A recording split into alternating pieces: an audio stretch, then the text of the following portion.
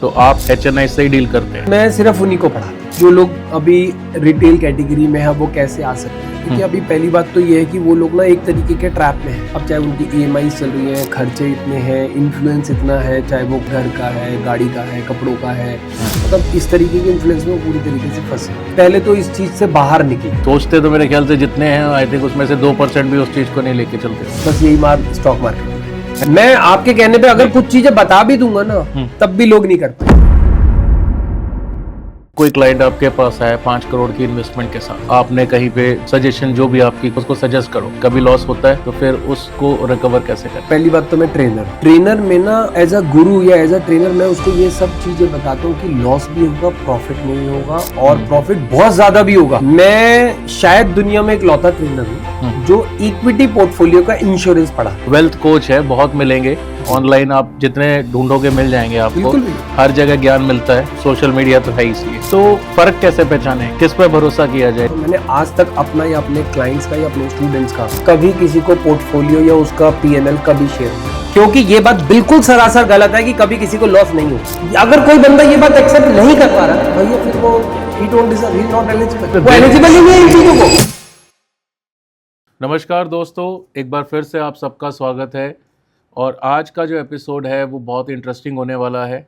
आपने बहुत सारे पॉडकास्ट देखे भी होंगे, बहुत सारी रील्स भी देखी होंगी शेयर मार्केट के ऊपर, स्टॉक्स में कैसे इन्वेस्ट करें या अपने पैसे को कैसे डबल करें।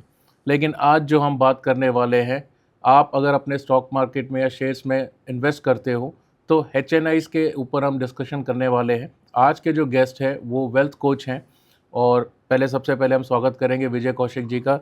नमस्कार sir, and thank you so much, आप आए हमारे पॉडकास्ट में, टाइम निकाला। तो HNIs के ऊपर हम जो आज बात करने वाले हैं, नॉट ओनली HNIs और अल्ट्रा कैसे उसको करा जाए, जो नेक्स्ट लेवल है उसके ऊपर भी हम हमारा डिस्कशन करेंगे। एक बात मैं बता देता हूँ, HNIs का जो मतलब है कि अगर आपके पास 5 करोड़ की इन्वेस्टमेंट हो मिनिमम, तो उसको हम HNIs कहते हैं। तो और थोड़ा डीप हम इसके ऊपर डिस्कशन करने वाले हैं सर के साथ। तो सर थोड़ा डिटेल में समझाएं कि HNIs होते क्या है और फिर अल्ट्रा HNIs क्या है।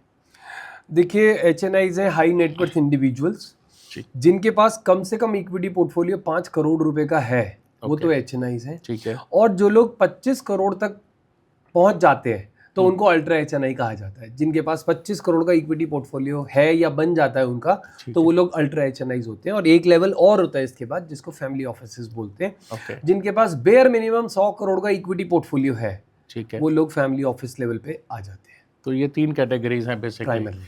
और इससे नीचे की कैटेगरीज होती है या? एक कैटेगरी मैंने भी बनाई है, बट ये मेरी है, बाकी कहीं आपको पब्लिक डोमेन में नहीं मिलेगी। एम्बिशियस HNIs, ओके, जिनके पास 1 करोड़ का पोर्टफोलियो है वो और 5 करोड़ तक पहुंचना चाहते हैं, वो लोग एम्बिशियस HNIs हैं। और बाकी जो भी इनके नीचे आते हैं वो सब रिटेलर्स हैं। ओके, तो आप HNI से ही डील करते हैं? मैं सिर्फ उन्हीं को पढ़ाता हूँ। और कुछ ऐसे मतलब हमारे कुछ पैरामीटर्स हैं, अगर उस पे पार्टिसिपेंट अगर फिट बैठता है तो हम एम्बिशियस HNIs को भी पढ़ाते हैं। ओके, चलिए बहुत अच्छी बात है। तो 5 करोड़ की इन्वेस्टमेंट तो सर अगर आप देखो हार्डली गिने चुने लोग होंगे जो इन्वेस्ट करते होंगे। बट जब हम मिडिल क्लास की बात करें या उनसे कम की बात करें, तो फिर वो क्या करेंगे, वो कहाँ जाए? नहीं, थोड़ा टाइम अगर आप निकाल के उनके लिए भी मदद करो। देखो, हर इंसान बढ़ना चाहता है। आज जिसके पास 1 करोड़ है वो 5 चाहेगा, 10 चाहेगा। जिसके पास 10 लाख है वो भी चाहता है 1 करोड़ पे आए, और आ भी सकता है। राइट। तो उनके लिए आप क्या सजेस्ट करोगे? ओके, देखिए, जैसे आपने कहा कि भाई जो लोग अभी रिटेल कैटेगरी में है वो कैसे आ सकते हैं। देखिए, अभी पहली बात तो ये है कि वो लोग ना एक तरीके के ट्रैप में हैं। Trap, okay. हाँ, अब चाहे उनकी EMI चल रही हैं, खर्चे इतने हैं, इन्फ्लुएंस इतना है, चाहे वो कार का है, घर का है, गाड़ी का है, कपड़ों का है, मतलब इस तरीके के इन्फ्लुएंस में वो पूरी तरीके से फंसे हुए हैं। ठीक है। अब वो पहले तो इस चीज़ से बाहर निकले। अब वो बाहर निकलने के लिए दुनिया भर का कंटेंट है। और दूसरी बात, मैं जो HNIs को पढ़ाता हूँ उनको मोटिवेट करने की जरूरत नहीं पड़ती। देखो, रिटेलर्स में आपको बहुत मोटिवेशन देना पड़ेगा। बिल्कुल। कुछ चीजें सबको पता है फिर भी नहीं कर पाते। एक एग्जांपल के लिए, सबको फिट रहने के लिए क्या करना है? एक्सरसाइज करनी है, अच्छा खाना खाना है, डाइट प्लान्स हो गए, मॉर्निंग में उठना है, morning walk, gym, yoga, running, कुछ भी करनी है। बिल्कुल। कितने % लोग करते हैं? नहीं, सोचते तो मेरे ख्याल से जितने हैं, आई थिंक उसमें से 2% भी उस चीज़ को नहीं लेके चलते होंगे। बस यही बात स्टॉक मार्केट में है। ओके। मैं आपके कहने पे अगर कुछ चीजें बता भी दूंगा ना तब भी लोग नहीं कर पाएंगे। मगर HNI क्या करता है, वो इन चीजों को समझ जाते हैं और वो उसको ना फिर डेडिकेटेडली इंप्लीमेंट करते हैं। आप जो चाहे बारिश है, सर्दी है, गर्मी है, कुछ भी है, कितना ही ह्यूमिड है, वो अपना टाइम से मॉर्निंग वॉक, जिम, योगा जो भी है वो करेगा ही करेगा। इसी तरीके से स्टॉक मार्केट में भी वो पहले कन्विंस्ड होता है। अगर वो कन्विंस्ड है तो उसके बाद फिर वो पीछे मुड़ के नहीं देखता, उसको और मोटिवेशन की ज़रूरत नहीं पड़ती। तो मान लीजिए कोई क्लाइंट आपके पास आया 5 करोड़ की इन्वेस्टमेंट के साथ, ठीक है, और आपने कहीं पे सजेशन, जो भी आपकी ट्रेनिंग है या जो भी आपकी जो भी आप उसको सजेस्ट करो, कहीं लॉस होता है, कभी लॉस होता है, तो फिर उसको रिकवर कैसे करेंगे? देखो, पहली बात तो मैं ट्रेनर हूँ, ठीक है ना। ट्रेनर में ना एज अ गुरु या एज अ ट्रेनर मैं उसको ये सब चीज़ें बताता हूँ कि लॉस भी होगा, प्रॉफिट में भी होगा, और प्रॉफिट बहुत ज़्यादा भी होगा, मगर लॉस की एक लिमिट है। लॉस की एक लिमिट है। दूसरी बात, मैं शायद दुनिया में इकलौता ट्रेनर हूँ जो इक्विटी पोर्टफोलियो का इंश्योरेंस पढ़ाता है। अच्छा, ये क्या होता है? जैसे किसी पे मान लीजिए आज की डेट में 5 करोड़ का पोर्टफोलियो है जी, और वो, या उसने इन्वेस्ट इतना करा, आज वो 10 करोड़ पे पहुंच गया, ठीक है। हम उसको ये कहते हैं भैया एट एनी और every given point of time आपके पास अपने इक्विटी पोर्टफोलियो का इंश्योरेंस होना ही चाहिए। क्यों? क्योंकि देखो, बाद में ना बात करना बहुत आसान होता है। 2008 में इस वजह से मार्केट गिर गई, 2020 में इस वजह से गिर गई, अभी ये इसलिए नहीं चल रही, ये बाद के सारे इवेंट है जी। बहुत अच्छे आर्टिकल्स लिखना बड़ा आसान काम होता है, मगर क्या कोई पूरी दुनिया की नॉलेज रखता है कल किस वजह से मार्केट गिरेगी? नहीं पता, अगले मिनट का भी नहीं पता किसी को। नहीं पता ना, नहीं पता। तो हम क्या कहते हैं बॉस, आप अपनी स्टडीज पे ध्यान लगाओ और मार्केट गिरेगी या बढ़ेगी ये बात आपको नहीं पता, तो अगर गिरेगी तो आपको लॉस है, उसको प्रोटेक्ट करने के लिए आप अपने इक्विटी पोर्टफोलियो का इंश्योरेंस खरीद लो। अच्छा, ऐसा इंश्योरेंस भी होता है? जी। ये तो HNI क्या करता है, अपने इक्विटी पोर्टफोलियो का इंश्योरेंस ले लेता है, ठीक है, और उसके बाद अपने जो भी स्टॉक्स है पोर्टफोलियो के, उसकी स्टडी पे पूरा ध्यान लगाता है, ठीक पूरा फोकस्ड हो जाता है, जिसे बोलते हैं ना, टाइम भी लगाएगा, एनर्जी भी लगाएगा, मनी भी लगाएगा, तीनों चीजें लगाता है, और फिर इसलिए इतने अच्छे रिटर्न भी वो ले पाता है। तो ये इंश्योरेंस सिर्फ HNI के उस पे होता है? नहीं। ओके। कम से कम अगर किसी के पास 20 लाख रुपए का पोर्टफोलियो है तो वो इंश्योरेंस चालू कर सकता है। अच्छा, ये तो नई चीज़ है, क्योंकि मैंने सुना नहीं था कि शेयर मार्केट में भी ऐसा कुछ होता है या इन्वेस्टमेंट में भी आपका इंश्योरेंस होता है। क्योंकि मार्केट टू सब्जेक्टेड रिस्क तो आपको बताया ही जाता है, ठीक है।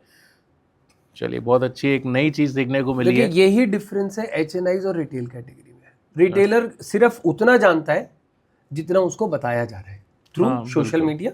सोशल मीडिया हो गया, या वो डाइवर्सिफिकेशन पूछो उससे, भाई डाइवर्सिफिकेशन कैसे करना है, वो 4 डेफिनेशन इंटरनेट की पकड़ा देगा। हाँ बिल्कुल, कि भैया 20% इसमें कर दो, उसमें ये कर दो, इसमें ये कर दो, इतना परसेंट इससे ज्यादा नहीं होना चाहिए, बस। न्यूज़ चैनल में भी वही बोलते हैं, जो आप वही बोलते हैं ना, इसीलिए उसको उतनी नॉलेज है, और बहस भी कर लेगा उस पे। सही बात, उस पे आर्ग्यूमेंट भी कर लेगा। मगर अगर मैं HNI पॉइंट ऑफ व्यू से अगर आपको बताऊं तो हम एक अलग डेफिनेशन देते हैं। ओके। हम ये कहते हैं बॉस, जिसमें तुम्हारी नॉलेज है ना उसमें परसेंटेज ज्यादा होना चाहिए। तुम्हें नॉलेज किसी भी चीज की नहीं है, मतलब वो उसको मत काउंट करना जो सोशल मीडिया से रील या यूट्यूब देखकर आई है। तुमने खुद जो नॉलेज निकाली है, क्या कभी आपने प्लानिंग कमीशन का डॉक्यूमेंट पढ़ा है? क्या किसी ने पूरे सेक्टर एनालिसिस का डॉक्यूमेंट पढ़ा है? क्या किसी ने उस सेक्टर की front line, mid cap, small cap company सारी पढ़ी है? उसके बाद क्या कभी किसी ने उस जिस कंपनी में वो पैसे लगा रहा है, लगाने वाला है, लगा चुका है, क्या उसके मैनेजमेंट से बात करिए? भेड़ चाल है। देखो क्या होता है, बिटकॉइन आपको पता ही है, जब बिटकॉइन का कोई वैल्यू नहीं थी और बिटकॉइन जब लाखों में चला गया तो सब लोग फिर शुरू हो गए, तो वहाँ पे शुरू हो गए भाई आप क्रिप्टो करेंसी में लगाओ। मतलब बिना इन्फॉर्मेशन, जहाँ पे आपको दिख रहा है यहाँ पे फ़ायदा मिल रहा है, बिना सोचे समझे इंसान इन्वेस्टमेंट करना शुरू कर देता है। बाद में उसका रिजल्ट क्या आएगा नहीं आएगा नहीं पता। तो कहीं ना कहीं नॉलेज तो किसी को नहीं है, हार्डली किसी को नॉलेज होगी, और जिनको नहीं है फिर पैसे भी डूबते हैं, वो अलग बात है। बट सर एक बात बताओ विजय जी, अब जो वेल्थ कोच है बहुत मिलेंगे ऑनलाइन, आप जितने ढूंढोगे मिल जाएंगे आपको, हर जगह ज्ञान मिलता है, ठीक है, और सोशल मीडिया तो है इसलिए। तो फ़र्क कैसे पहचाने, किस पे भरोसा किया जाए? जब पैसे की बात आ रही है, आपकी मेहनत के पैसे आप लगा रहे हो, तो एक भरोसा बहुत मैटर करता है। राइट। ऐसे ही आंख बंद करके किसी की भी बात सुन के तो आप पैसा लगाओगे नहीं। ट्रू। तो वहाँ पे भरोसा कैसे होगा? देखिए, अगर आपको एक्चुअल में गुरु को किसी को पहचानना है जी। तो मैं कुछ पैरामीटर्स बता देता हूँ। पहला, जैसे मैं अपने बारे में भी बता देता हूँ, मैंने आज तक अपना या अपने क्लाइंट्स का या अपने स्टूडेंट्स का कभी किसी को पोर्टफोलियो या उसका पीएनएल कभी शेयर नहीं करा। आपको पढ़ना है पढ़ो, नहीं पढ़ना मत पढ़ो, मगर कभी किसी का पीएनएल नहीं शेयर करा, क्योंकि ये बात बिल्कुल सरासर गलत है कि कभी किसी को लॉस नहीं होगा। नहीं, लॉस ही होता है। मैंने जितना भी देखा है, अगर आप 10 बार इन्वेस्ट कर रहे हो तो 2-3 बार तो लॉस खाना भी पड़ेगा। बिल्कुल होगा। और ये ना बिजनेस के कुछ नियम होते हैं जी। क्या कोई सारे बिजनेस बिल्कुल ऐसे चलते हैं क्या? नहीं होगा। अगर कोई बंदा ये बात एक्सेप्ट नहीं कर पा रहा तो भैया फिर वो ही don't deserve, he is not eligible. सही बात है, वो एलिजिबल ही नहीं है इन चीजों को।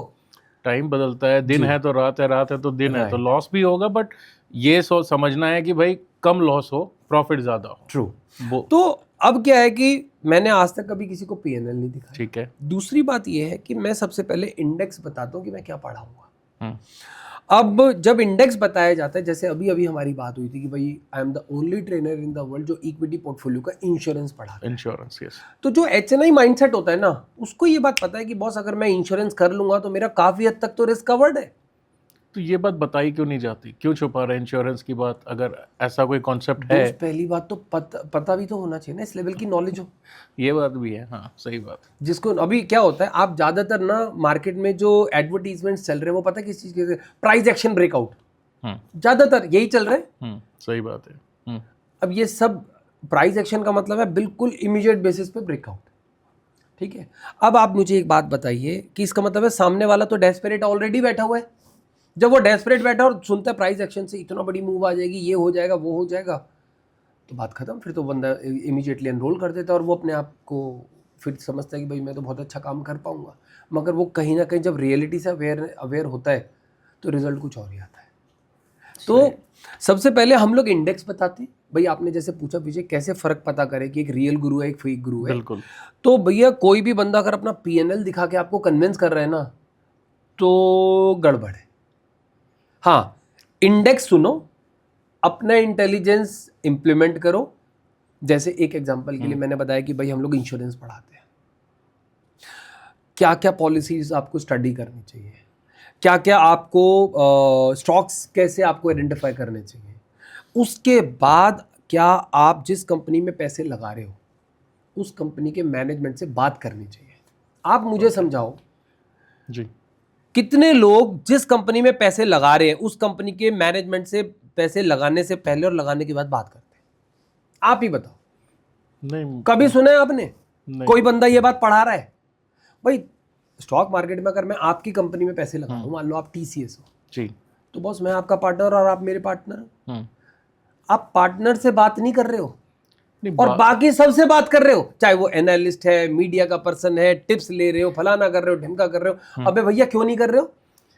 नहीं, वो अब हम आज बात कर रहे हैं सर 5 करोड़ 25 करोड़ के ऊपर, ठीक है। तो जब आप इतने बड़े अमाउंट की बात कर रहे हो तो मे भी शायद एक्सपेक्टेशंस होनी भी चाहिए कि भाई सामने वाली कंपनी में आप जब इतना पैसा लगा रहे हो तो कहीं ना, अब कोई बंदा जो डेली का इन्वेस्टमेंट करता है या डेली या इंट्राडे पे खेलता है, तो अब कोई 5-10 हज़ार रुपये 20 हज़ार रुपये में ट्रेडिंग कर रहा है, उसको कोई फ़र्क नहीं पड़ता कि किससे बात करनी है कि नहीं करनी है। देखो, बट जब इन्वेस्टमेंट इस लेवल पे है तो डेफिनेटली बात करनी चाहिए। राहुल बाबू, मैं ना थोड़ा सा एक डिफरेंस और बताता हूँ जी।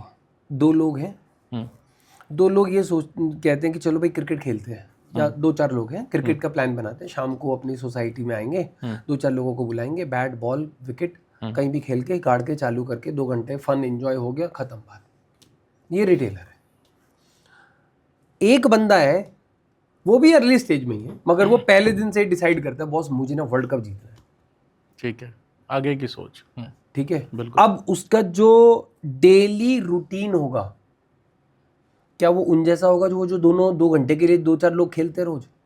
उसका जमीन आसमान का अंतर होगा, बहुत फर्क होगा। उसकी डाइट, उसका डेली रूटीन जी, उसका टाइम से सोना उठना, और जो गलतियां वो अपने खेलते हुए करता है सबसे ज्यादा उस पर प्रैक्टिस करना। जी बिल्कुल बिल्कुल सर।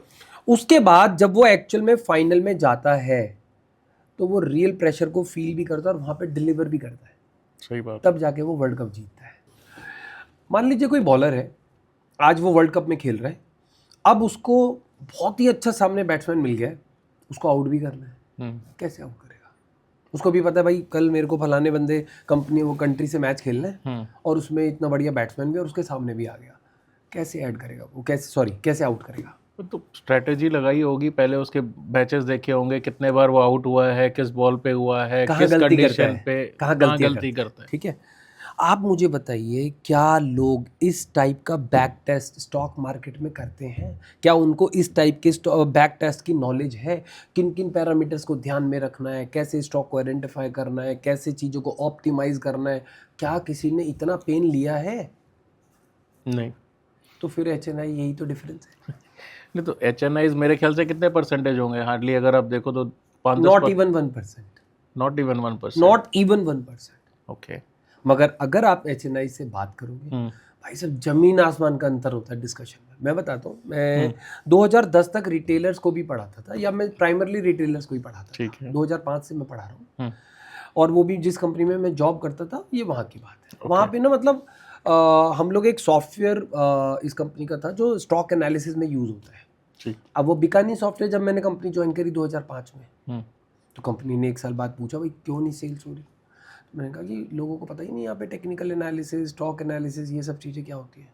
तो कंपनी ने कहा ठीक है हम आपको पढ़ाते हैं। हमने उनसे पढ़ा और उसके बाद हमने लोगों को फ्री अवेयर कराया। धीरे धीरे लोगों ने खरीदा, सॉफ्टवेयर खरीदा। अब जब वो खरीदा, मगर वो हम पे डिपेंडेंट रहते थे, मगर एट द सेम टाइम कुछ लोग ना हमें अप्रोच करते थे। वो अपनी क्वेरी के साथ आते थे, मुझे ये सोल्यूशन चाहिए, ये सोल्यूशन चाहिए, यहाँ स्टक हो चुका हूँ। 2010 तक मैंने ना शायद 20-25 ही ऐसे क्लाइंट जोड़े थे जो हमें अप्रोच कर रहे थे। अच्छा, ठीक है। मगर 500-600 लोग ऐसे थे जिनको हमने अप्रोच करके बेचा था, मगर वो हम पे डिपेंडेंट रहते थे। एक जगह तो हम अप्रोच कर रहे हैं, दूसरी जगह 20-25 लोग हमें अप्रोच कर रहे हैं। बाद में पता चला ये जो 20-25 लोग हैं ना, ये HNIs है। अच्छा। वो लोग देखो, मैंने एक चीज जो नोटिस करी, वो अपनी ब्रेनस्टॉर्मिंग खुद करते हैं। अपने प्रोसेसेस खुद बनाते हैं, अपनी स्ट्रैटेजीज खुद बनाते हैं, बैक टेस्ट करते हैं। तो ये बात मुझे बहुत अपील करी। तो फिर मैंने 2010 में डिसाइड कर लिया बॉस, मैं तो बस HNIs को ही पढ़ाऊंगा। ओके। ये भी जो इंश्योरेंस निकला है ना, एक ब्रेनस्टॉर्मिंग से ही निकला है। तो माइंडसेट कोई प्रोडक्ट नहीं है ये। हाँ, ओके, ये कोई प्रोडक्ट नहीं है, ये स्ट्रैटेजी है। ओके। और काफ़ी ब्रेनस्टॉर्मिंग करने के बाद, तो कहने का मतलब सिर्फ यही है कि HNIs बिल्कुल अलग सोचते हैं, चीज़ों को वो सॉल्व करते हैं और रियलिटी को ना वो एक्सेप्ट करते हैं कि बॉस लॉस ही नहीं होगा। कभी कभी ना किसी क्लाइंट से बात हो रही थी, प्रोस्पेक्ट से, कि कितना एक्सपेक्ट करते हो आप मतलब लर्निंग के बाद? सर पैसे तो जितने मर्जी आ जाए, मतलब इसका मतलब क्लियर नहीं है। क्लियर नहीं है। कोई बंदा रीजनेबल आंसर देना, 20-25% मैं साल का एक्सपेक्ट करता हूँ, तो दैट मेक सेंस। उसको अपनी क्लैरिटी है कि मेरे को इतना मिनिमम मिल जाए बस है, दैट्स इट। उससे ज़्यादा मिले तो अलग बात है, बट एटलीस्ट ठीक है, मिनिमम इतना मेरे को अचीव उसका एक करना है। टारगेट है। यस, बिल्कुल टारगेट बेस हो तो ये डिफरेंस है। और बस हम लोग क्या करते हैं, हम सिर्फ उन लोगों को वो बताते हैं भाई हम क्या पढ़ाएंगे, फिर वो अपना इंटेलिजेंस इंप्लीमेंट करता है कि क्या मेरे लिए सूटेबल है या नहीं है। अगर है तो ज्वाइन करता है, नहीं है तो थैंक यू सो मच। तो मिडिल क्लास में ऐसी कौन सी आदत आप चाहो, मतलब आपके हिसाब से बदली जाए ताकि वो भी उस लेवल पे सोच सके, और कहीं ना कहीं ठीक है, देखिए हर इंसान चाहता है पैसा कमाना, बड़ा बनना, तो मिडिल क्लास भी चाहता है कि भाई मैं उस लेवल पे पहुंचूं, तो कोई आदत है जो उनको रोक रही है, या कोई स्ट्रैटेजी है जो वो अप्लाई करे ताकि वो भी HNIs बने? देखो, सबसे पहले ना मैंने कहा कि बहुत चीज़ें बहुत लोगों को पता है मगर इम्प्लीमेंट नहीं करते लोग। हाँ, इम्प्लीमेंट नहीं करते हैं। इसका मतलब ये है कि बॉस वो माइंडसेट तो वो है ही नहीं। उनको चाहिए बिल्कुल क्विक मनी, क्योंकि वो डेस्परेट है, क्योंकि वो फंसे हुए हैं। ये भी मैं बता दूं क्यों डेस्परेट है, क्योंकि भयंकर तरीके से अपने जीवन में फंसे हुए हैं। इसको मैं ना जस्टिफाई कर सकता हूँ। मैं आपको बड़ा इंटरेस्टिंग एग्जांपल देता हूँ। जी बिल्कुल।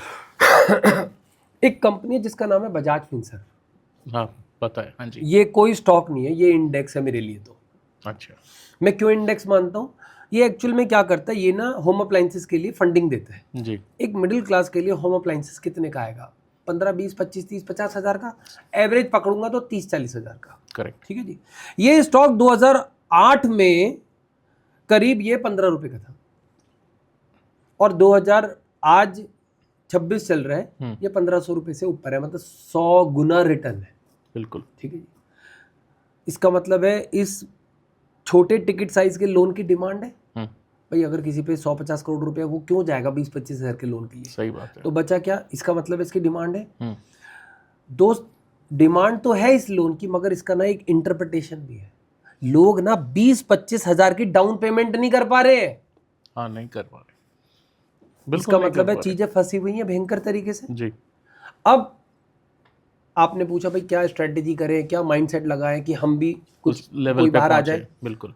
देखो जी, सबसे पहले अगर आपको बाहर आना है तो अपना एक टारगेट सेट करना पड़ेगा जो कि एक्स्ट्राऑर्डिनरी होना चाहिए। ओके। पहली बात, एग्जांपल है 1 करोड़। ठीक है। First step.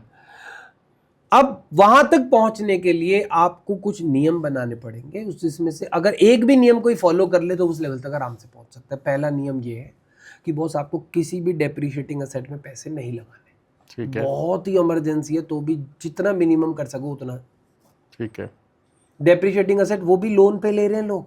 एक तो डेप्रिशिएटिंग असेट, ऊपर से लोन पे। भाई कर क्या रहे हो तुम? नहीं, बिल्कुल सर, सही बात है आपकी जी। इसको बोलते हैं नैरो लेन में चलना। बस जब तक टारगेट नहीं अचीव हुआ, ना आपको लेफ्ट का दिख रहा है ना राइट का दिख रहा है, बस टारगेट दिख रहा है। क्या लोग ये काम कर सकते हैं?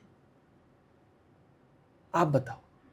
जितनी गाड़ियां लोन पे निकल रही हैं, look at the fashion, look at the lifestyle, look at the जैसे वो हॉलीडे स्पेंड, क्या लोग कर पाएंगे ये सब? नहीं, मुश्किल है। मे भी अगर शायद आपकी एडवाइस कोई लेना चाहे, अगर समझो 100 में से 2 लोग भी अगर उस चीज़ को और 2-3 पे तो असर हो ही जाता है सर, कोई तो होगा। बट हाँ, अगर प्रैक्टिकली बोलो तो मुश्किल है, क्योंकि कहीं ना कहीं वो कंफर्ट जोन से नहीं निकलना चाहते। मैं एक और डेप्थ में चलते हैं। हाँ। ये आपके लिए बड़ा सरप्राइज होगा। ओके। मैं HNIs में ना एक बड़ी क्वालिटी देखता हूँ। मान लीजिए आप मेरे प्रॉस्पेक्ट हैं, मेरे स्टूडेंट हैं जी। आपको लगता है भाई अब मुझे अपनी वेल्थ को ग्रो करना है, आप लर्निंग नहीं करोगे। आप कहते हो भाई मेरा ये फैमिली मेंबर है, मेरी वाइफ है, मेरा बेटा है, मेरी बेटी है, या सब आप इनको पढ़ाओ। ठीक है। क्यों? वो बंदा जो घर को लीड करता है, बिजनेस को लीड करता है, वो कहता है जी मैं अपना फोकस सिर्फ बिजनेस पे रखूंगा, क्योंकि वो मेन सोर्स है। वो मेन सोर्स है, बिल्कुल। ठीक है। ठीक है। और इन्वेस्टमेंट एक फुल टाइम जॉब है। अब बॉस, आप क्या दो काम पैरेलली अपने जीवन में कर सकते हो? हाँ, नहीं, मुश्किल है। कंसंट्रेशन बहुत लेवल फिर भाई मुश्किल है। बिजनेस को चलाना it's a very very big deal. सही बात है। That needs your time, energy and money. अब वो बंदा अपने फैमिली में एक बंदे को रेडी कराता है, ट्रेनिंग दिलाता है। ऐसा भी नहीं कि बस पैसे पकड़ा दिए भाई चलो, नो, पहले ट्रेनिंग दिलाएगा। ट्रेनिंग देने के बाद थोड़ा पैसा देगा, साल 6 महीने के रिटर्न देखेगा, फिर स्लोली एंड ग्रेजुअली हर साल पैसे बढ़ाता है जी। इसका फायदा क्या होता है? फैमिली एक टीम में काम करती है। जो मेल पार्ट जो लीड कर रहा है घर में, उसका ध्यान पूरे फोकस है बिजनेस पे, बिजनेस से कैसे पैसा आए, कैसा बिजनेस ग्रो करे, और वही पैसे को उसकी वाइफ ग्रो करती है। जी। फैमिली एक टीम में काम कर रही है। घर में क्या डिस्कशन होगा? भाई पैसा कहाँ लगाया, कौन सा सेक्टर चल रहा है, कौन सा नहीं चल रहा, कहाँ लॉस हो रहा है, कहाँ प्रॉफिट हो रहा है, पोर्टफोलियो को इंश्योरेंस करा नहीं करा, ये डिनर टेबल की डिस्कशन है। बच्चों की तो ट्रेनिंग ऑटोमेटिकली हो ही रही है। भाई हस्बैंड वाइफ अगर लड़ेंगे तो वो भी ट्रेनिंग हो रही है। सही बात है। और अगर इन्वेस्टमेंट की बात हो रही है तो ये ट्रेनिंग भी हो रही है। जी। क्लियर है जी। अब मैं थोड़ा सा पेनफुल बात कर रहा हूं जो अब चुभेगी। क्या चुभेगी? रिटेलर है, वही बंदा जॉब कर रहा है, वही बंदा भाई जॉब में आप जाओगे आओगे 8 से 10 घंटे वहाँ लगाओगे, उसके बाद बच्चे भी है, ट्यूशन भी है, आना भी है, जाना भी है, बंदे को फिटनेस का ध्यान भी रखना है अपनी, उसके बाद पेरेंट्स भी है, वाइफ भी है, दुनिया भर के काम है, और इन्वेस्टमेंट फुल टाइम जॉब है। इन्वेस्टमेंट फुल टाइम जॉब है। ओके। तो आप अपनी नौकरी पे भी ध्यान दे रहे हो और पैरेलली एक आंख से आप इन्वेस्टमेंट भी देख रहे हो, तो भाई कैसे अचीव करोगे? इसीलिए पता है क्या होता है कि ना इश्क में खुदा ही मिला, ना वसाले सनम, ना इधर के रहे और ना उधर के। भाई ऑक्टोपस थोड़ी ना हो, एक हाथ से इन्वेस्टमेंट कर रहे हो, दूसरे हाथ से नौकरी कर रहे हो, तीसरे हाथ से घर चला रहे हो, फिर घर का सामान भी लेकर आ रहे हो, पीटीएम में भी जा रहे हो, बच्चों को भी संभाल रहे हो, माँ बाप को भी देख रहे हो, क्या कर रहे हो? नहीं, फिर माइंड भी उस हिसाब से वर्क नहीं करेगा, आपका प्रेशर इतना रहेगा कि आप। Investment is a full time job, इसमें कोई कॉम्प्रोमाइज नहीं है। बॉस ये क्लैरिटी है ही नहीं लोगों को, बिल्कुल नहीं है। तो मैं ये कहता हूं जो आपने सोल्यूशन मांगा है, बॉस अपने घर में या तो अपनी वाइफ को, बेटे को, बेटी को, या सबको उनको ट्रेनिंग दिलाओ। मैं नहीं कह रहा एकदम से उनको पूरी सैलरी या पूरे पैसे दे दो, बट एटलीस्ट मिनिमम से चालू करो, साल में उनके रिटर्न्स देखो। अगर वो अच्छा कर रहे हैं चीजें सीखने के बाद, तो मुझे लगता है आपकी टीम बन चुकी है। आज नहीं तो कल देखो, आप जितने कम अमाउंट से चालू करोगे उतनी देर से पहुंचोगे। बिल्कुल। मगर ये शुरुआती दौर के चैलेंजेस होते हैं। एक बार आप 1 CR 5 CR तक पहुंचे, फिर कोई दिक्कत नहीं आएगी। तो इन्वेस्टमेंट कहाँ पे आप सजेस्ट करते हो, लाइक शेयर स्टॉक्स खरीदने में या ऑप्शन ट्रेडिंग हो मैं गया? शुरुआत इक्विटी से कहता हूँ सबको। अच्छा, ठीक है। पहला रीजन, मैं रीजन भी बताता हूँ जी। सबसे पहला रीजन, इक्विटी में एक मैनेजमेंट होता है और बैलेंस शीट भी आती है हर 3 महीने, हर साल में। तो भैया बैलेंस शीट को पढ़ो, थोड़ा तो आउटपुट पता लगेगा। मैनेजमेंट से बात करो, उसकी बात को सुनो और फिर अपने इन्वेस्टमेंट को आप रिव्यू करो। गोल्ड में, क्रिप्टो में, प्रॉपर्टीज में कोई मैनेजमेंट नहीं होता, कोई बैलेंस शीट नहीं होती, क्या रिव्यू करोगे? माइंडसेट कैसे प्रिपेयर करोगे? ग्राफ भाग रहा है, ग्राफ भाग रहा है। 4 इन्फ्लुएंसर ने बोल दिया भैया वो चांदी इसलिए खरीद लो क्योंकि एक गाड़ी आने वाली है, 1 किलो चांदी लगेगी और फलान 900 किलोमीटर भागेगी, सबने पैसे लगा दिए तो उस बात पे। कहां गए आज वो सारे इन्फ्लुएंसर भैया? सही बात। तो अगर आप जब तक दूसरों की स्टोरियां बताते रहोगे ना, कुछ नहीं होगा। आपको वो पेन लेना पड़ेगा। वो तो ट्रेंड बेस हो गया कि जब भाई आज बढ़ रहा है तो आप लगा दो, घुस गए। और मैंने 10 साल एक में बंदे से कि क्यों लगाया है? सर एक गाड़ी आने वाली है, 1 किलो चांदी लगेगी, हाँ, किसी 900 किलोमीटर जाएगी, तेरे को कैसे पता लगी? यूट्यूब शो या अपना इंस्टाग्राम, जिससे तो दोस्त आप नहीं अचीव कर पाओगे, नहीं कर पाओगे। क्लियर बात है। नहीं, वो माइंडसेट ही ऐसा है ना कि भाई चलो किसी ने बोला अभी ये नॉलेज अगर आपके पास, आपको सही सोर्सेज से आपने ली है, इंस्टेंट मनी वाली बात होगी है तो फिर बात खत्म। आज वो सिल्वर देख लो और वही गोल्ड देख लो कहाँ पे पड़ा, उल्टा पड़ा हुआ है। तो दोस्त ये जो गेन करना है ना, लोगों को इसके तो सोर्स भी नहीं पता। तो प्रॉपर्टी में सजेस्ट नहीं करते आप? शुरुआत नहीं करते, शुरुआत में नहीं। ओके। एक्सपेंसिव होती है ना, अल्ट्रा एक्सपेंसिव है। हाँ भाई एक मिडिल क्लास के लिए तो अल्ट्रा एक्सपेंसिव है। वो अपने लिए अपने जीवन में बड़ा अच्छा एक घर बना ले, पहला तो वही ड्रीम होता है। ठीक है ना जी। बाकी फिर भी 15, 20, 25 लाख रुपए से तो कुछ ना कुछ तो चालू होगा। इक्विटी तो 10,000 से भी चालू हो सकती है। हाँ, सही बात है। तो look at the difference. Okay. तो मैं ये कहूँगा, अगर आप मिडिल क्लास के बारे में पूछो कि भैया ये रिस्पॉन्सिबिलिटी आप हैंड ओवर करो, आप ऊपर से चीज़ों को मैनेज करो, घुस के मत करो। घुस के आपकी फैमिली करेगी, फिर एक टीम की तरह परिवार काम करेगा, मुझे लगता है अचीव हो जाएगा। 2 चीज़ें, डेप्रिशिएटिंग असेट पे पैसे नहीं डालने और अपनी फैमिली को इन्वॉल्व करना है, उनको मेन रिस्पॉन्सिबिलिटी देनी इन्वेस्टमेंट। तो विजय जी, आपके पास हज़ारों क्लाइंट होंगे जो आपसे सीखते हैं, आप सिखाते भी हो, और बट कहीं ऐसा हुआ है कि कहीं ना किसी क्लाइंट के साथ ज़ीरो भी हो गया या डाउनफॉल बहुत गंदा हो, आप जितना आप एक्सपेक्ट कर रहे थे रिवर्स भी आया हो? तो देखिए, करेक्शन तो आई है मगर इंश्योरेंस ने बचा लिया है। इंश्योरेंस ने बचा लिया है। मगर हमारे पढ़ाने के बाद भी शायद एक एग्जांपल तो मुझे अच्छी तरह याद है, उन्होंने इंश्योरेंस नहीं लिया था। अच्छा, बोलने के बाद भी? पढ़ाने के बाद मतलब नहीं लिया। कोई रीजन? वो क्या होता है, थोड़ी सी ना लापरवाही भी हो जाती है। ओके। तो खैर हमने अब उसका भी सोल्यूशन निकाल लिया है, आगे से कभी किसी की लापरवाही ना हो। तो अब हम 1 साल तक पढ़ाते हैं। अच्छा भाई, पूरी प्रैक्टिस ही करा देंगे उसकी। मगर पढ़ाने के बाद भी अगर आप रूल्स को नहीं फॉलो करोगे तो डेंट लगेगा। तो जो ये इंश्योरेंस, अच्छा पहले तो आपका जो टाइम फ्रेम है, आप कह रहे हो 1 साल तक भी पढ़ाते हैं, तो हर क्लाइंट के साथ ऐसा ही है? हाँ, क्या ड्यूरेशन टाइम? ज़्यादातर सबको 1 साल तक साल का है। हाँ। जो पढ़ा दिए वो अब ना फिट हो जाना चाहिए दिमाग में। मतलब वो एक माइंडसेट बन जाना चाहिए, आपको किस बॉल पे क्या कैसे रिएक्शन देने ये आपको पता होना चाहिए। ओके। अगर मान लो आपकी सारी वेल्थ ज़ीरो हो जाए, ठीक है, फिर अगले 6 महीने में आपकी क्या स्ट्रेटेजी रहेगी कि मेरे को वापस वही लेवल पे उठ के जाना है? तो नॉलेज है, आपको सब कुछ पता है, ठीक है, अगर आपकी लाइफ में डाउनफॉल आ गया तो वापस उसको कैसे लेके जाओगे? सेम स्ट्रेटेजीज को अप्लाई करोगे? देखो, अब ये ज़ीरो किसकी वजह से हुआ ये एक बात है, पढ़ने के बाद तो ज़ीरो नहीं होगा, ये तो श्योर है। ओके। बट अगर किसी बंदे ने बिना पढ़े ज़ीरो कर दिया तो दोस्त पहले वो पढ़े और पढ़ने के बाद स्लोली और ग्रेजुअली बहुत धीरे स्टार्ट करे। जब उसे लगे कि भैया मैंने जितने पैसे लगाए हैं उससे मैं एक एक्सपेक्टेड रिटर्न बना रहा हूं, तो वो फिर अपना आगे इन्वेस्टमेंट को ग्रो करे।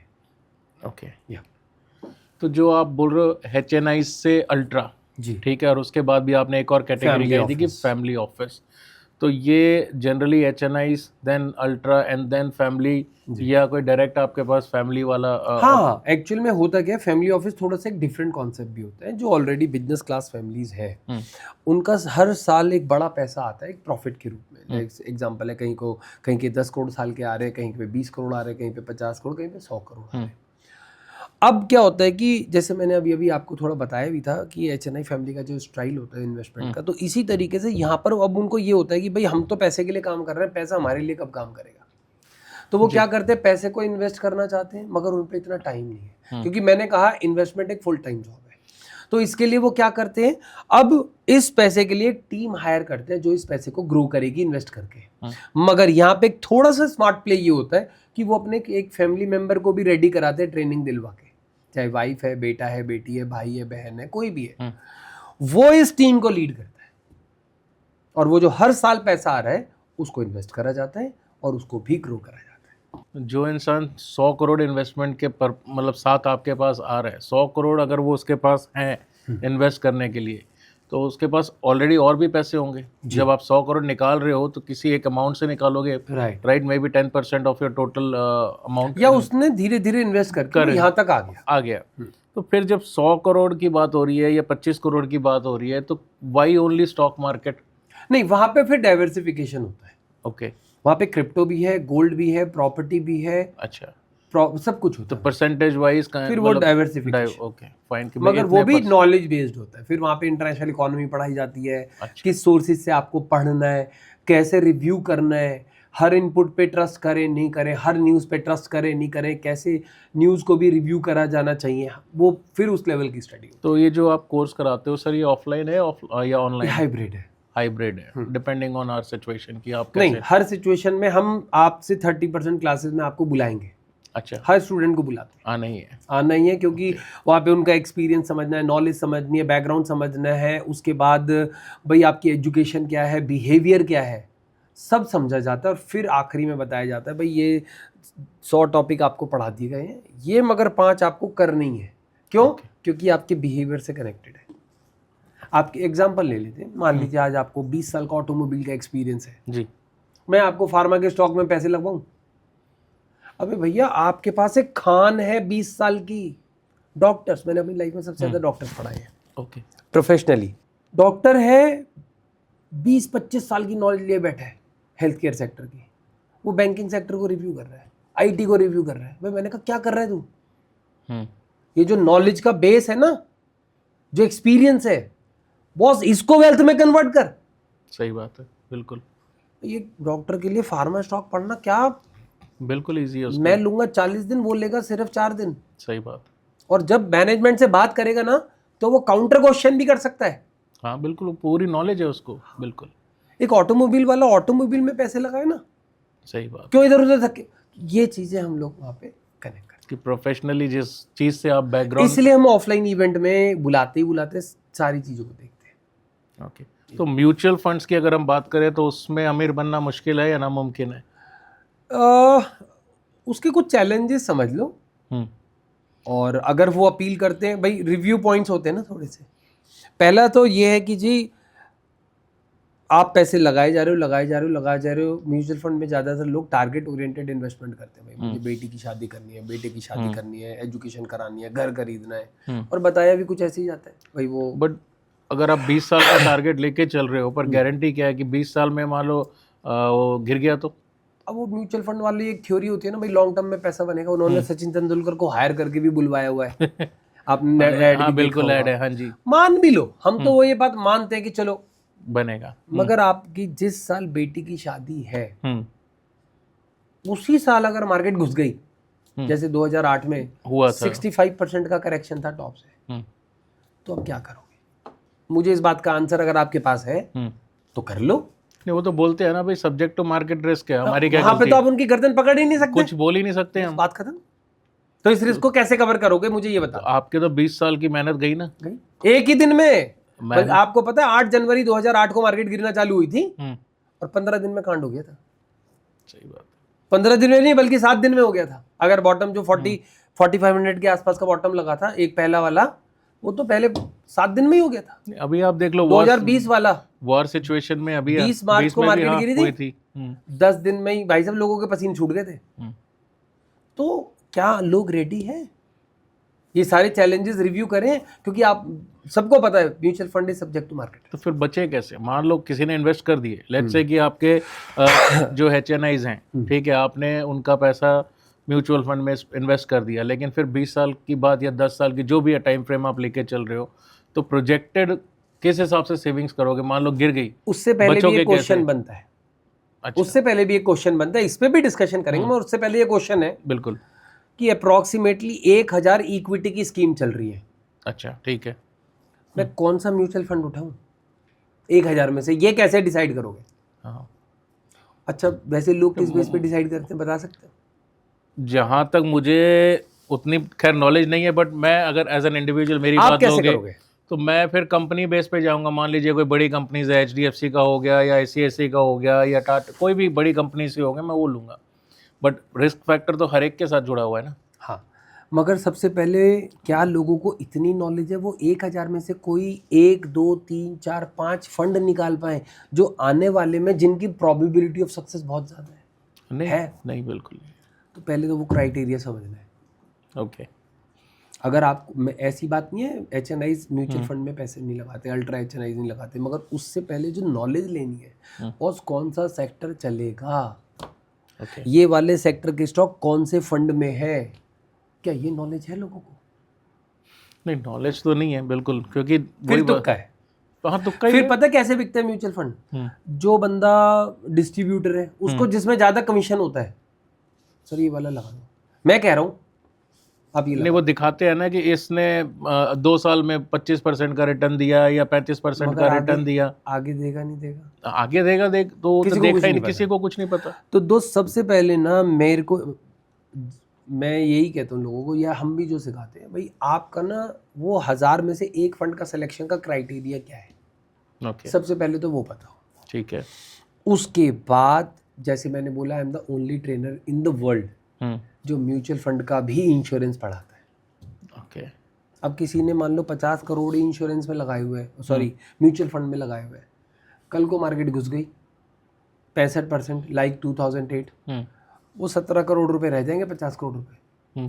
सही बात है। या तो वेट करो, हाँ, फिर वो बाउंस बैक अगले 5 साल का, बिल्कुल, या फिर एक स्मार्ट डिसीजन लो कि भैया इंश्योरेंस कर रखा था, अब इसकी बेसिक एक कैलकुलेशन बता देता हूँ। 50 करोड़ की वैल्यू अगर 17 करोड़ रह गई तो आपको अप्रॉक्सीमेटली 33 करोड़ का लॉस हो गया। म्यूचुअल फंड आपको इस 33 करोड़ में से करीब 28 करोड़ रुपए वापस कर देगा अगर आपके पास इंश्योरेंस था तो।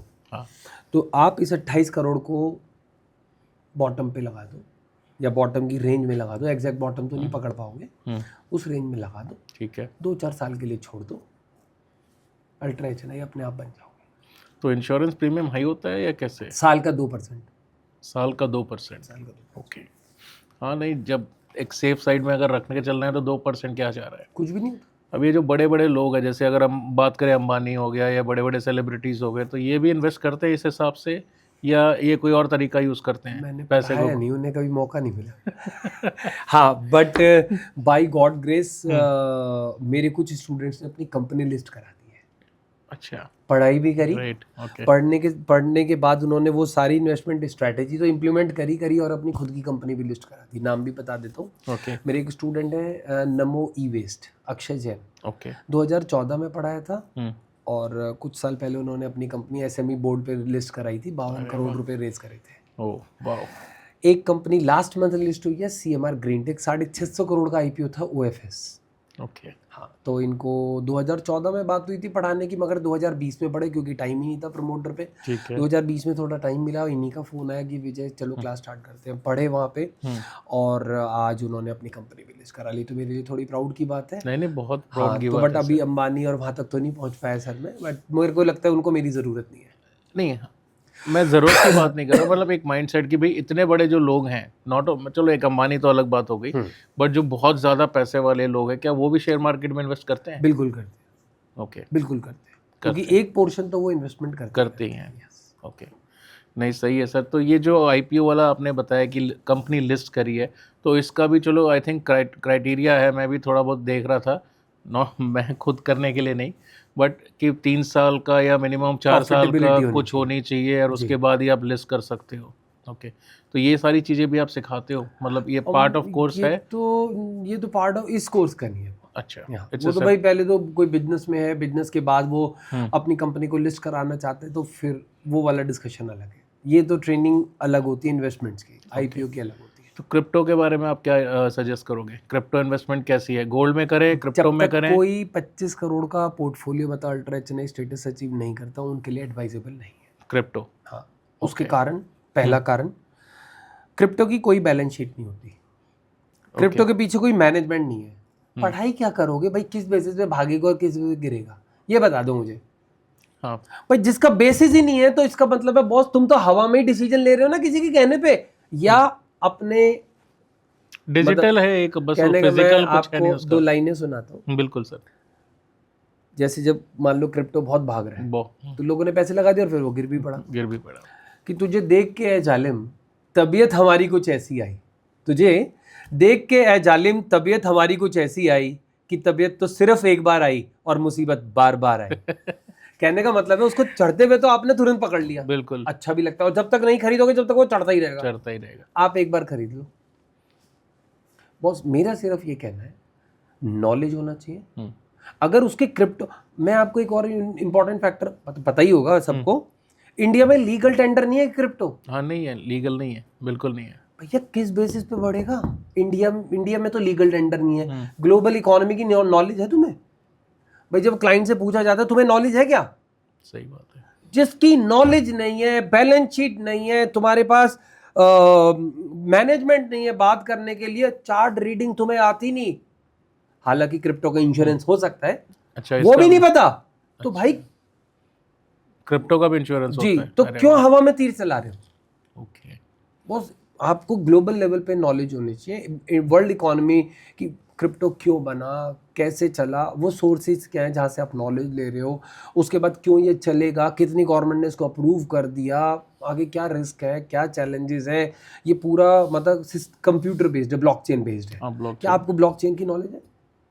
क्रिप्टो भाग रहा है, बस इतना ही पता है, एक कॉइन है, एक उसका एक्चुअल क्या है नहीं पता दोस्त। अब अगर आप एचएनआई से बात करने बैठ गए बस, कई बार 6 घंटे भी कम पड़ जाते हैं, उसकी डिस्कशन ही नहीं खत्म होती, इतनी नॉलेज ले ली है। मेरा काम है उस वहाँ तक पहुँचाना कि बॉस जब तक वो नॉलेज क्या लेनी है, कैसे लेनी है, कहाँ से लेनी है, और उसके बाद फिर उस पर डिसीजन कब और कैसे लेना है, और उसके बाद आपको इंश्योरेंस भी करना है। मैं तो वही हैरान हूँ, मैं पहली बार सुन रहा हूँ कि शेयर मार्केट में भी इंश्योरेंस नाम की चीज़ होती है। क्रिप्टो में भी होती है, गोल्ड में भी होती है, सिल्वर में भी होती है। अच्छा जी, अरे वाह, नहीं बहुत नई चीज़ सुनने को मिल रही है, और मैं यही कहूँगा पूरा पॉडकास्ट देखते रहें, ऐसी काफ़ी जानकारी आपको मिलेगी। अब जैसे आपने 2 लाइनें सुनाई थी, ठीक है, फिर कई लोग क्या करते हैं ना, जब तक भाग रही है कोई चीज़ हम ले लेते हैं, और कई बार आप जो स्टॉक लेते हो तभी गिर जाता है। करेक्ट। और जब तक नहीं लेते वो बढ़ते रहता है, और फिर क्या करते हैं, अरे मेरे साथ ही ऐसा हो जाता है, और रोने लग जाते हैं।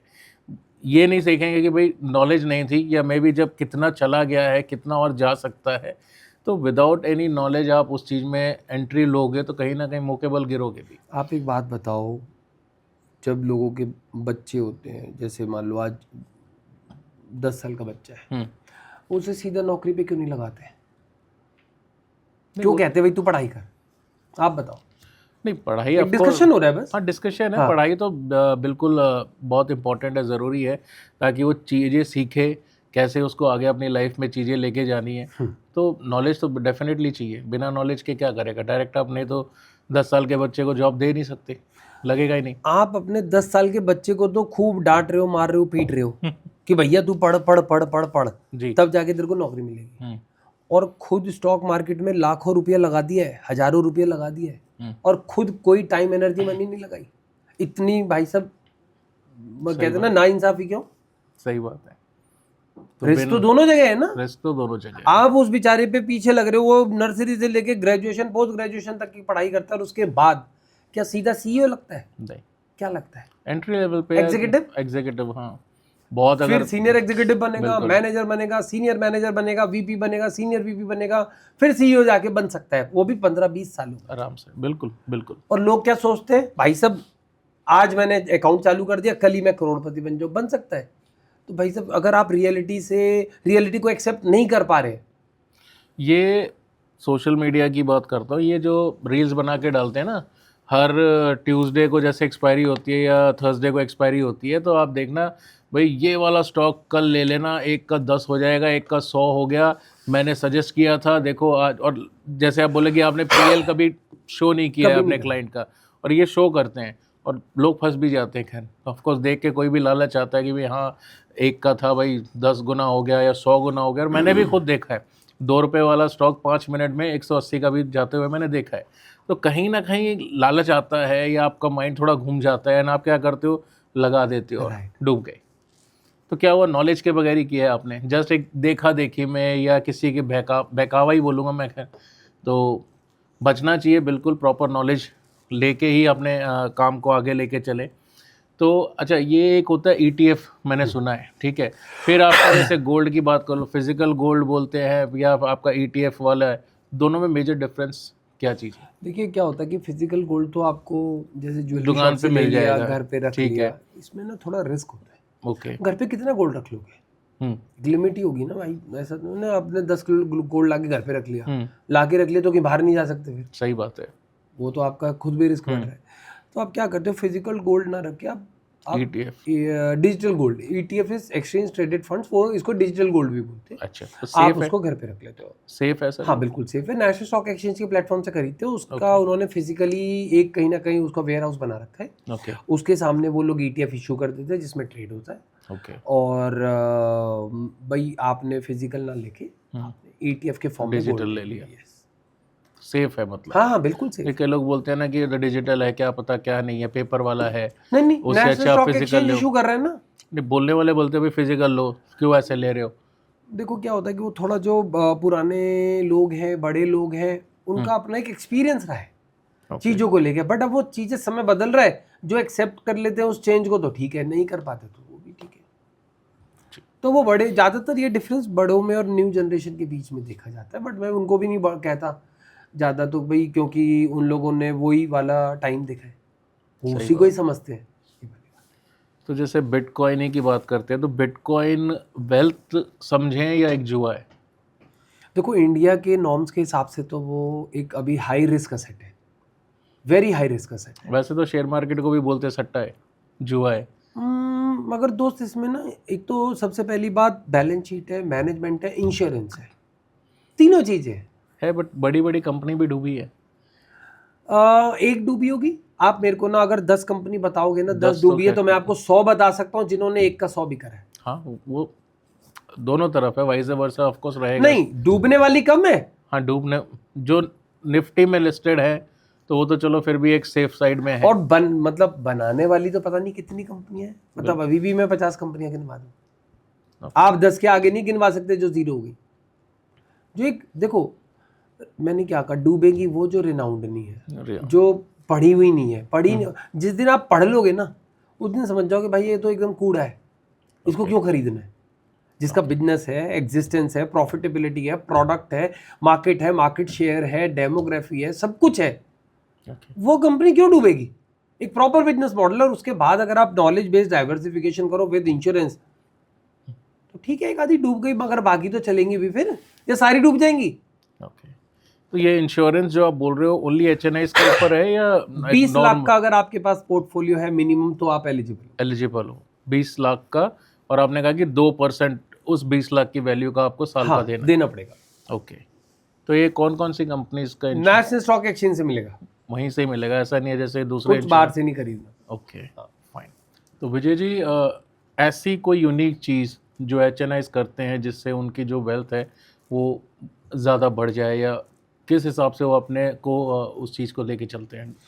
देखिए जैसे मैंने बताया कि उनकी स्ट्रैटेजी, माइंडसेट और प्रोसेसेस में बिल्कुल स्ट्रैटेजीज में काफ़ी डिफरेंस रहता है। खुद पढ़ाई करते हैं, खुद कोशिश करते हैं, मगर आज की डेट में ना कुछ नई चीज़ें भी वो लोग अडॉप्ट करते जा रहे हैं। Okay. Specially artificial intelligence, machine learning और एल्गोरिथमिक ट्रेडिंग, जिसे एल्गो कहा जाता है। ओके। इसमें मशीन ट्रेड करती है। अब वो क्या करते हैं, अपने टोटल इन्वेस्टमेंट का एक पोर्शन, चाहे वो 1/10 है या 1/20 है, ठीक है। वो हिस्सा वो लोग ट्रेडिंग में डाल देते हैं, मगर वो ट्रेडिंग करती है एल्गो। ओके। एल्गो में जैसे वो लोग लॉजिक भी डिफाइन करते हैं, लॉजिक बन गया, उसके बाद उसको बैक टेस्ट करा जाता है, ज़रूरत पड़ने पे ऑप्टिमाइज भी करा जाता है, ठीक है। और ऑप्टिमाइज करने के बाद फिर मशीन को हैंडओवर कर दिया जाता है पैसा। मशीन अपने आप सिलेक्शन करती है स्टॉक का, पैसे लगा देती है, फिर जब उसको सेलिंग सिग्नल ट्रिगर होता है तो वो उसको अपने आप बेच देती है। तो यहाँ पर ये अब एक इमर्जिंग चीज़ है, नई चीज़ है, और मतलब आजकल काफ़ी एचएनआईज इसको सीरियसली रिव्यू कर रहे हैं, और कहीं ना कहीं जो अडॉप्ट कर चुके हैं उनको अपनी लाइफ में काफ़ी रिलैक्स है। बट रिस्क फैक्टर कितना है इसमें? रिस्क तो पहले ही एनालाइज हो गया ना सारा। ओके। भाई रिस्क तो जैसे आपने कहा भाई सर्टेन पैरामीटर्स पे एल्गो को बाय कर लेना चाहिए, सर्टेन पैरामीटर्स पे अपने आप सेल कर देना चाहिए, फिर आपने इसको इम्प्लीमेंट करने से पहले बैक टेस्ट करा है, 5 साल की हिस्ट्री पे, 10 साल की हिस्ट्री पे, फिर आपने इसको ऑप्टिमाइज करा है जहाँ ज़रूरत पड़ी, और उसके बाद भी आपने ऐसा नहीं है कि भाई 10 करोड़ रुपये लगा दिए, पहले शुरुआत करी 2 लाख रुपए से, 5 लाख से, ठीक है, फिर परसेंटेज जैसे जैसे आती रही आप बढ़ाते चले गए। बट आज की डेट में काफ़ी चेंजेस देखे जा रहे हैं, काफ़ी एचएनआईज, अल्ट्रा एचएनआईज इसको अब अडॉप्ट कर रहे हैं, सीरियस इंटरेस्ट है, और अल्ट्रा एचएनआई लेवल पे ना तो ये एक रामबाण का काम कर रहा है। उसका मैं आपको थोड़ा रीज़न बताता हूँ, क्योंकि अल्ट्रा एचएनआईज में ना एक तो डाइवर्सिफिकेशन होता है, भाई इक्विटी भी है, गोल्ड भी है, क्रिप्टो भी है, उसके बाद और बाकी एसेट क्लासेस है। अब भाई गोल्ड का जो आपको अगर ट्रेड का आइडिया हो तो ये सुबह 4:30 बजे चालू होता है और रात को 3:30 बजे ख़त्म होता है, 23 घंटे की मार्केट है ये। ओके। करेंसीज भी हैं, वो भी काफ़ी लॉन्ग आवर्स ट्रेडिंग है। तो बॉस कभी भी इंटरनेशनल सिनेरियो चेंज हो जाता है, कभी भी इसके सिनेरियो चेंज हो जाता है, तो कभी भी बड़ी मूव किसी भी साइड आ जाती है। अब क्या 23 घंटे थोड़ी ना बैठे रहोगे, पैसा बन रहा है तो आप बैठ ही नहीं सकते, क्योंकि लाइफ में बाकी भी काम करने हैं। तो इस चीज़ को मैनेज करने के लिए आजकल कहीं ना कहीं एल्गो बड़ा रोल प्ले कर रहा है, और उसमें जो बड़े बिजनेस ओनर्स है, तो जैसे मैं आजकल ये देख रहा हूँ कि भाई ज़्यादातर जितने भी अल्ट्रा एचएनआईज हैं वो हर असेट क्लास में पैसे डाल रहे हैं, मगर सबके टाइम भी अलग होते हैं, लॉन्ग वर्किंग आवर्स हैं, तो एल्गो को बना दिया गया है। एल्गो अपने आप अपॉर्चुनिटीज़ को आइडेंटिफाई करती है, पैसे लगाती है, जहाँ उसको लगता है कि भाई यहाँ प्रॉफिट या लॉस बुक कर लेना चाहिए तो बुक कर लेती है। और कहीं ना कहीं ये जो चीज़ है ना अब एक्सेप्ट करी जा रही है अल्ट्रा एचएनआईज के केस में, और काफ़ी अच्छा लोगों को रिस्पॉन्स है। बट यहाँ पे तो चीज़ें सेट करोगे, फॉर एग्जांपल जैसे स्टॉक लॉस हो गया या आपका कुछ भी इतने पे बिक जाए या इतने पे रह जाए, बट अब मैनुअल जब होता है तो मार्केट और भी बढ़ सकती है, बट यहाँ पे लिमिटेशंस हो गई। नहीं देखो क्या होता है, ये डिपेंड करता है आप क्या लॉजिक क्या है। कुछ लॉजिक होते हैं वो कहते हैं भाई 10% पे बुक करो, कुछ छोड़ ही देते हैं जब तक ट्रेलिंग स्टॉप लॉस चल रहा है, तो वो ट्रेल जब तक होता रहेगा जब तक वो कैरी करता रहेगा। मगर वैसे मेरे एक्सपीरियंस ये कहता है राहुल कि मतलब इतनी जो एक्सप्लोसिव मूव होती है ना वो रेयर आती है। अब वो आती है, मान लो साल में 2 मूव आ गई ऐसी, मगर बाकी के जो 250 दिन है वो तो एक नॉर्मल मूव में कैप्चर कर लो, तो आप बड़ा पैसा बना सकते हो। तो एचएनआईज जो होते हैं या बड़े जो इनसाइडर्स होते हैं, उनके पास कभी कोई ऐसी न्यूज़ आती है जिसके कारण चीज़ें मैनिपुलेट हो जाती है या मार्केट अप डाउन हो जाए, ऐसे कोई? देखो जनरली वो हो सकता है वो अपने लेवल पे कुछ करते हैं, उसका तो मुझे कोई आइडिया नहीं है, मगर हम ये बताते हैं कि बॉस आप रादर देन कोई इनसाइडर ढूंढो, उससे अच्छा ये है कि आप मैनेजमेंट से ना एक रिलेवेंट क्वेश्चन पूछो, उनकी गाइडलाइंस लो और उसके हिसाब से आप इन्वेस्टमेंट करो। तो बिफोर इन्वेस्टमेंट आपने कहा कि आप बात करते हो कंपनी वालों से, जो भी मैनेजमेंट है उनसे आप बात करते हो, इन्वेस्टमेंट हो गई तो फिर बाद में भी आप जब चाहो बात कर ही सकते हो, तो कहीं ना कहीं एक भरोसे वाली बात भी हो जाती है। सही बात। भाई मैं आपका पार्टनर हूँ, मैं आपके अलावा सबसे बात कर रहा हूँ, तो करते हैं वैसे? बिल्कुल करते हैं, बिल्कुल करते हैं। हाँ, रास्ता हम बताते, रास्ता आप बताते हो, फिर क्वेश्चन क्या पूछना है, कैसे पूछना है, और कैसे उनके आंसर्स को किन पैरामीटर्स पे रिव्यू करना है। ओके भाई आंसर तो आएगा ही, हर कंपनी अपने बारे में बेस्ट बोलती है, तो वो रिव्यू कैसे करना है ये हम बताते हैं। ओके। ये जैसे पैरामीटर्स होते होंगे, हमको तो खैर इतना आइडिया नहीं है, जब बुक वैल्यू बोलते हैं ये देख ली, या कोई उनकी जो कितनी की कंपनी है आज के तारीख में, क्या उनका वो है, उस बेस पे आप सजेस्ट करते हो? देखिए क्या होता है कि सबसे पहले हम ये बताते हैं कि भाई आपका ऑब्जेक्टिव खुद का क्या है, आप किस बेसिस पे कंपनी में पैसे रिक्वायरमेंट लगा क्या रहे है? हैं। ओके। आप अपने लॉजिक्स को पहले पूछो, ये बुक वैल्यू, पी वैल्यू, ये वैल्यू, वो वैल्यू। मेरे को लगता है कि भाई साहब इतने वीडियोस बने हुए और ये पब्लिक डोमेन में है ना, आपको क्या लगता है जब बैलेंस शीट बनती है या जो भी बनाता है उसको नहीं पता इसकी ये बैलेंस शीट कम से कम 1 लाख लोग पढ़ेंगे? सही बात है, उसको भी तो बिल्कुल पता है। पढ़ेंगे, बिल्कुल, हाँ जी। तो आप इस चीज को ये सोचिए कि क्या केवल बुक वैल्यू, पी वैल्यू या कुछ फंडामेंटल रेशियो पे ही गेम घूम जाएगा? जो पब्लिक डोमेन में इंफॉर्मेशन अवेलेबल है, तो इसका रोल है, मगर बिल्कुल इसी का ही रोल है, ये कहना गलत होगा। ओके। तो कंपनी किस बेसिस पे चलती है, ये पहले पैरामीटर्स को परखा जाता है उसके आंसर के बेस पे जो प्रमोटर बोल रहे हैं, और उसके बाद आगे डिसीजन लिया जाता है कि कंपनी रखनी है या नहीं रखनी है। मगर हर इन्वेस्टमेंट में प्रॉफिट हो ये ज़रूरी नहीं है, मगर लॉस लिमिटेड होता है और प्रॉफिट अनलिमिटेड होता है इक्विटी के केस में। एक मिनट, तो विजय जी थोड़ा सा एक ब्रीफ में आप बता दीजिए कि क्या प्रोसीजर है जो आप फॉलो करते हो, जो कोई अगर HNI आपके पास आना चाहे या अल्ट्रा HNI आपके पास आना चाहे तो क्या आपका प्रोसीजर रहेगा, कैसे आप उस चीज़ को लेके चलते हो, या जो भी आपका प्लेट।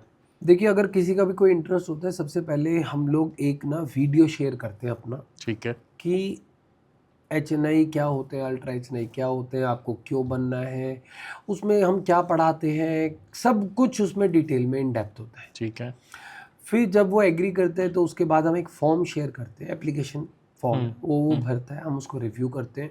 उसके बाद एक 1-to-1 मीटिंग होती है ऑनलाइन। ओके, ठीक है, फिर हम एक्चुअल में उस मीटिंग में ये देखते हैं कि क्या ये राइट फिट है भी या नहीं।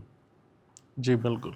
अगर वो राइट फिट हमें लगता है हम्म, तो फिर हम उसको ऑनबोर्ड करते हैं, भले ही वो एम्बिशियस HNI है, HNI है, अल्ट्रा HNI है।